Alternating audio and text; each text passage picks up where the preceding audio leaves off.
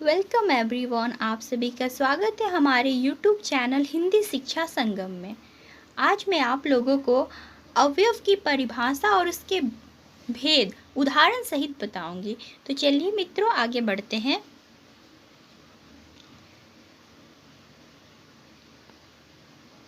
ये है हमारा चैनल का बैनर। आप यहाँ से हमारे टेलीग्राम ग्रुप को ज्वाइन कर सकते हैं, जहाँ आपको नोट्स, पीडीएफ इत्यादि प्रोवाइड किए जाएंगे। तो चलिए आगे बढ़ते हैं।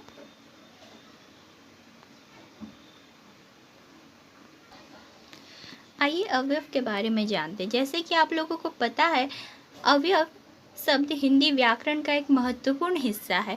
यह ऐसा शब्द होते हैं जो न तो किसी संज्ञा, सर्वनाम, विशेषण या क्रिया के रूप में प्रयुक्त होते हैं और न ही इनमें लिंग, वचन, पुरुष, काल आदि के अनुसार कोई परिवर्तन होता है। यह अपरिवर्तनशील होते हैं और वाक्यों के अर्थ को स्पष्ट और सुसंगठित बनाने में महत्वपूर्ण भूमिका निभाते हैं। आइए अवयव की परिभाषा देखते हैं। अवयव की परिभाषा: अवयव वे शब्द होते हैं जो किसी अन्य शब्द की विशेषता को न बदलते हुए स्थिर रहते हैं। यह शब्द व्याकरणिक दृष्टिकोण से अपरिवर्तनीय होते हैं, अर्थात इनका रूप, लिंग, वचन आदि के अनुसार कोई परिवर्तन नहीं होता है। जैसे आप उदाहरण में देख सकते हैं, राम घर गया। वाक्य में गया शब्द में रूपांतरण होता है, लेकिन घर शब्द में नहीं।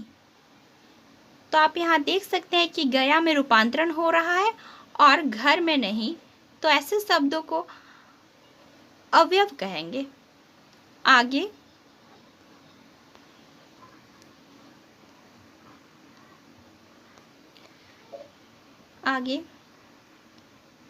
अवयव के आप लोगों को पता होगा 5 भेद होते हैं। इन पांचों भेदों को हम विस्तार पूर्वक जानेंगे। तो आइए देखते हैं 5 भेद क्या क्या है। जैसे पहला है क्रिया विशेषण अवयव, दूसरा है संयोजक अवयव, निपात अवयव, समुच्चय बोधक अवयव, पांचवा है आपका विषमयादि बोधक अवयव। ये 5 अवयवों के भेद हुए। इनका विस्तार से हम आगे जानेंगे। जैसे पहला है क्रिया विशेषण अवयव, मतलब एडवर्ब्स। क्रिया विशेषण अवयव वे होते हैं जो क्रिया की विशेषता बताते हैं, उनमें क्या खासियत है वो बताते हैं, उसकी विशेषता। यह समय, स्थान, स्थिति, कारण आदि को व्यक्त करते हैं। उदाहरण में जैसे यहाँ लिखा हुआ है, राम अभी सो रहा है। यहाँ से राम यहाँ बैठा है, तो इसकी विशेषता बता रहा है कि राम अभी क्या कर रहा है, वो सो रहा है। दूसरा में है राम यहाँ बैठा है, उसकी विशेषता यह है कि वो बैठा हुआ है। वैसे ही है नीचे वहाँ खड़ा है, वह धीरे धीरे चल रहा है, उसकी विशेषता क्या है, वो धीरे धीरे चल रहा है। फिर आखिरी में है हमें जल्दी चलना चाहिए।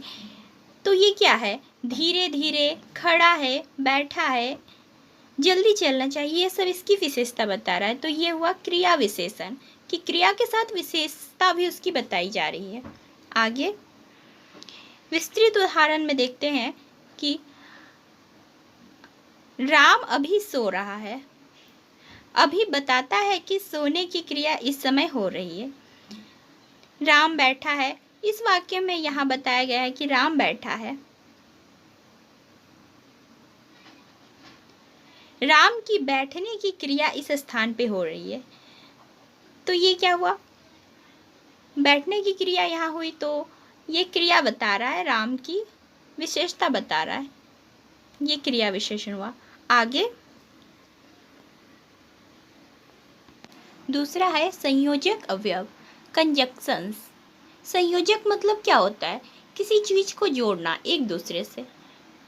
तो इसकी परिभाषा हम नीचे देखते हैं। संयोजक अवयव वे शब्द होते हैं जो वाक्यों या वाक्यांशों को जोड़ने का कार्य करते हैं, मतलब 2 वाक्यों को जोड़ने का काम करते हैं। इनका प्रयोग करके वाक्यों को सुसंगठित और सुगठित बनाया जाता है। उदाहरण में देखते हैं, राम और श्याम खेल रहे हैं, अर्थात यहाँ राम और श्याम दो नाम है, इनको जोड़ने का काम और कर रहा है, तो ये क्या हुआ, संयोजक अवयव। वैसे ही नीचे, मैं वहां गया किंतु वह नहीं मिला, यहाँ पे किंतु जोड़ने का काम कर रहा है। वैसे ही, उसने प्रयास किया परंतु सफल नहीं हुआ, आप चाय अथवा कॉफ़ी ले सकते हैं, अथवा भी यहाँ संयोजक अवयव। वह पढ़ाई तथा खेल दोनों में अच्छा है, यहाँ भी तथा संयोजक अवयव, अर्थात दो शब्दों वाक्यों को जोड़ने में जो सहायक होता है उसे संयोजक अवयव कहते हैं। नीचे देखिए, विस्तार से बताया गया, जैसे राम और श्याम खेल रहे हैं, यहाँ राम यहाँ और दो व्यक्तियों को जोड़ने का काम कर रहा है। मैं वहाँ गया किंतु वह नहीं मिला, किंतु दो विचारों को जोड़ता है जिसमें विरोधाभास है। आगे तीसरा है आपका निपात अवयव, पार्टिकल्स। निपात अवयव अर्थात किसी चीज पर जोर देके कहना। आप नीचे परिभाषा देख सकते हैं, जैसे लिखा है, निपात अवयव वे शब्द होते हैं जो वाक्यों में विशेष भाव या बल देने के लिए प्रयुक्त होते हैं। यह शब्द किसी क्रिया विशेषण या अन्य अवयव के साथ मिलकर उनके अर्थ को अधिक स्पष्ट करते हैं। उदाहरण में आप देखिए, राम ही सत्य है, यहाँ पे ही निपात अवयव है। ही आप देख सकते हैं कि सत्यता पर अधिक बल देकर बोला जा रहा है, इसके लिए ही का प्रयोग किया गया है। नीचे आप देखिए, वह भी आएगा, यहाँ भी है आपका निपात अवयव। आगे, अगर तुम पढ़ोगे तो पास हो जाओगे, वह भी वहां गया था। अब स्थिर रूप में नीचे उदाहरण देख सकते हैं, जैसे लिखा है, राम ही सत्य है, यहाँ ही राम की सत्यता पर जोर दे रहा है। वह भी आएगा, भी दर्शाता है कि वह अन्य के साथ आएगा। तो ये निपात अवयव का परिभाषा और उदाहरण था। आगे चौथा है आपका समुच्चय बोधक अवयव, कंजक्टिव एडवर्ब्स। उदाहरण परिभाषा देखिए, समुच्चय बोधक अवयव वे शब्द होते हैं जो दो या अधिक शब्दों या वाक्यांशों को समान भाव में जोड़ने का कार्य करते हैं। मतलब दो या उससे अधिक शब्दों को या वाक्यांशों को जोड़ने का, यहाँ भी जोड़ने का काम हो रहा है, तो ये समुच्चय बोधक अवयव कहलाएगा। आगे आप उदाहरण देख सकते हैं, जैसे लिखा है, राम और श्याम दोनों मित्र हैं। तो राम श्याम को जोड़ने का कौन काम कर रहा है, यहाँ और काम कर रहा है, तो ये और आपका हुआ समुच्चय बोधक अवयव। आगे देखिए, दूसरा है आपका, उसने मुझे आमंत्रित किया तथा मैं वहां गया। तीसरा है, तुम चाय या कॉफ़ी क्या लोगे, मुझे पुस्तक या अथवा पत्रिका चाहिए।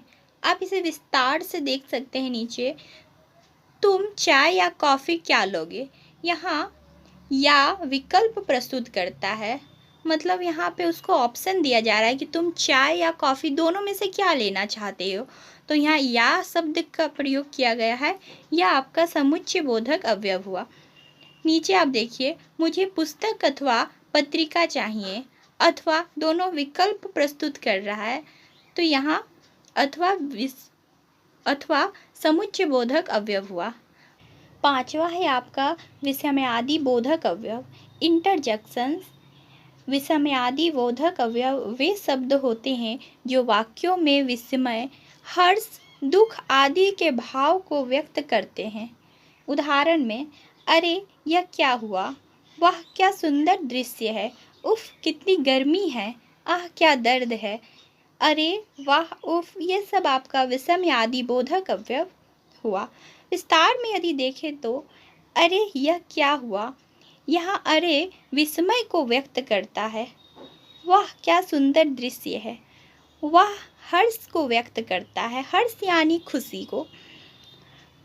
नीचे आप निष्कर्ष के तौर पे कह सकते हैं कि अवयव हिंदी व्याकरण का एक महत्वपूर्ण हिस्सा है जो वाक्यों की संरचना और अर्थ को स्पष्ट और सुसंगठित बनाने में महत्वपूर्ण भूमिका निभाते हैं। तो ये था अवयव के भेद और अवयव की परिभाषा। आशा करती हूँ कि अवयव समझ आ गई होगी आप सभी को। आगे